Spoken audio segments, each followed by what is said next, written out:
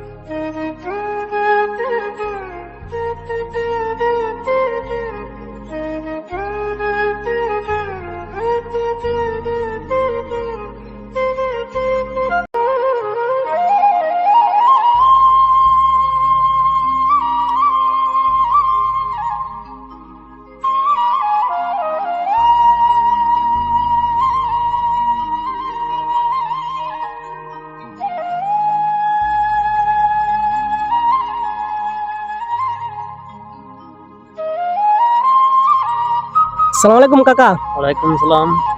তো কাকা আপনার নামটা? আমার নামটা মোহাম্মদ খলিল মিয়া। তো কাকা আপনার বাড়ি কোথায়? আমার বৈকুণ্ঠপুর। তো কাকা এখানে জাল ফালায় কি মাছ ধরবেন? আমরা এখানে টুল ফলাইছি। আল্লাহ দিলে বিভিন্ন জাতের মাছ আছে, ইলিশ মাছ আছে, কিস্তি মাছ বেশি আছে এখানে। এই জায়গাটার নাম কি? এই জায়গাটার নাম হচ্ছে সারকল্লা বালুটিল্লা। এখানে আমরা বেশি মাছ ধরি। জানেন কিস্তি মাছটা বেশি আমরা ধরা করে। আপনারা দোয়া করেন আমরা সবসময় মাছ ধরতে পারি, আপনারা যেমন ইনটেক মাছ খাইতে পারেন। আসসালামু আলাইকুম। ইনশাআল্লাহ। তো ভাই কেমন আছেন? হ্যাঁ, আলহামদুলিল্লাহ ভালো আছি। তো ভাই আপনার গ্রাম কোথায়? আমার গ্রাম বৈকুণ্ঠপুর। তো আপনি কি ওনার সাথেই কাজ করেন? জি, আমরা দুজন একসাথে কাজ করি। তো কতদিন যাবত কাজ করতেছেন? এই বছর 2 বছর হইব। দর্শক ভাইরা তো দেখুন, তো আমার কাকা আল্লাহ টাইনে পারতেছে না, ও অনেক দূরে আছে। তো তো আরেকজন আছে ওনার লোকের সাথী, ওনাকে নিয়ে অনেকদিন যাবত মাছ ধরে।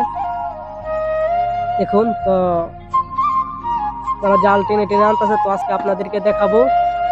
এই জালটি হচ্ছে ওদা কিস্কি মাছ উড়ে এখানে, ওদা কিস্কি, শুধু কিস্কি উড়ে এখানে। এই কিস্কি নিয়ে আমাদের গ্রামে বৈকুণ্ঠপুর অথবা আসিমপুর মৌলভীবাজার নিয়ে যায় ওরা। অনেক সময় এই সাহারখোলা মেঘ নদীর পার কাছ থেকে ওই আসে, বিভিন্ন জায়গা থেকে ঘোরার জন্য আসে সাহারখোলা মেঘ নদীর পার। তো পছন্দ করে ততটা মাছ তারা কিনে নেই তাদের কাছ থেকে। আমি